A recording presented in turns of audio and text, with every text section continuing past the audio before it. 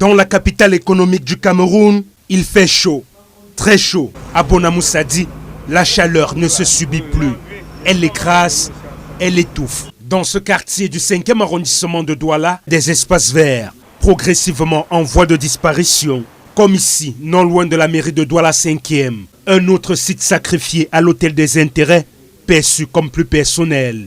Nous sommes étonnés de voir qu'on est en train de construire des boutiques autres pour la location. Or, c'est un espace vert où beaucoup peuvent rester pour prendre de l'air puis autres. Des arbres s'élèvent encore, de l'ombre qui pourrait offrir un refuge. Ce lieu, autrefois entretenu tant bien que mal, permettait aux riverains de s'arrêter un instant, de reprendre souffle, de s'accorder une pause hors du tumulte quotidien. Mais bientôt, il n'en restera plus rien.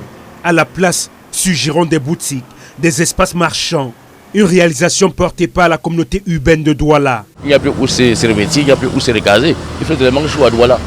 Et on se rend compte que vraiment, ils vont même bientôt abattre ces arbres-là. Vous voyez, des grands arbres comme ça, qui donnent de l'air pur aux gens. Bon, on vient nous encombrer comme ça. Selon les riverains, il aurait pourtant suffi d'aménager le site, d'y installer quelques bancs publics. Un geste simple qui aurait apporté un réel soulagement à plus d'un. Papa Justin se souvient d'un temps où il était encore possible de savourer les bienfaits de la nature sans contrainte, sans condition. Surtout même m'asseoir un peu quelque part en bordure d'une rue comme ça, peut-être où il y a les arbres. Alors moi, avant même c'était ça. Même sur l'ancien pont de Vouillon, on avait les chaises qu'on partait s'asseoir. Il y avait aussi des petits arbustes comme ça. Bon. On se reposait là. Les espaces verts de Bonamoussadi tombent un à un. La canicule est devenue une réalité quotidienne. Et pourtant, au lieu de protéger les rats poumons verts, on les détruit. S'ils ont décidé d'envahir les espaces verts, on prend acte. Le Cameroun, c'est pour eux, non?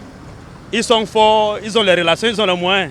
On a beau bavarder, on a beau crier, mais ça ne va rien changer. Donc on prend acte.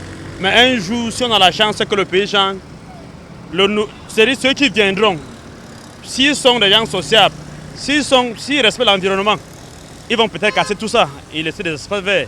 On ne peut pas avoir une grande ville sans espace de loisirs. Il n'y a pas d'espace de loisirs à Bonamoussadi. Il n'y a pas d'espace vert, ce n'est pas normal. Mais pour le moment, ils sont forts, on les laisse, ils gèrent. Mais quand certaines personnes qui auront un peu de sens d'humanisme, lorsqu'ils viendront, si nous bagarrons tous, on va les déguerpir. Dans une ville qui devient entièrement bétonnée, une question s'impose. Où peut-on se recueillir? Couper un arbre ici, ce n'est pas un détail. C'est arracher un poumon à toute une population. La construction des boutiques sur l'espace vert qui était situé juste ici, au lieu du Kansik, Bonamoussadi, avait suscité la colère et des populations et des experts en environnement. Mais le vent n'a pas réussi à stopper la tempête. Au final, les boutiques sont déjà fonctionnelles. L'on se souvient à l'époque, précisément en 2023, le ministre de l'Habitat et du Développement urbain signait une circulaire conjointement adressée au gouverneur de la région du littoral et au maire de la ville, leur demandant de démolir les bâtiments qui étaient déjà érigés sur ces espaces verts. Mais au jour d'aujourd'hui, l'on peut observer qu'il n'en est rien, bien évidemment. Les boutiques sont fonctionnelles, déjà occupées, et les personnes qui s'y trouvent mènent sereinement leurs activités. On est donc en droit de se poser la question de savoir qu'en est-il des espaces verts dans la ville de Douala, qu'en est-il du bien-être des populations qui jouissaient, n'est-ce pas, de ces espaces qui devraient être considérés comme des aires protégées, comme on le voit sous d'autres cieux. Et au moment où l'on sait que nos dirigeants effectuent très souvent des missions à l'étranger, on est donc en voie de se demander est-ce qu'ils ne voient pas ce qui se passe ailleurs, comme ici au Maroc par exemple. Sacrée ville verte en 2010, à l'occasion de la Journée mondiale de la Terre, Rabat s'est imposé comme une référence en matière de développement urbain durable. Cette reconnaissance internationale témoigne d'un engagement réel en faveur d'une politique urbaine axée sur la nature, la qualité de vie et le bien-être des citoyens. En quelques années seulement, la capitale marocaine est parvenue à dépasser largement la moyenne mondiale en matière d'espace vert par habitant. Un exploit rendu possible grâce à un réseau dense de parcs, de jardins publics et de Saint-Yvette soigneusement intégrés au tissu urbain. Pensés à la fois pour leurs bénéfices environnementaux, esthétiques et sociaux, ces espaces verts jouent un rôle essentiel dans l'amélioration du cadre de vie. Ils offrent un air de fraîcheur, favorisent la détente, réduisent la pollution et participent à l'équilibre écologique de la ville.